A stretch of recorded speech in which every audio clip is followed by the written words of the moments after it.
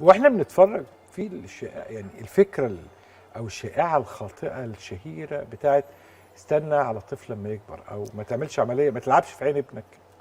انا ما تلعبش في عين الطفل دي يعني حاجه انا بتضايق منها جدا. انا دايما اقول مقوله لكل الاباء والامهات، اقول لهم ما فيش اعراض جانبيه لعمليه الحول، ولكن في اعراض جانبيه لاهمال علاج الحول.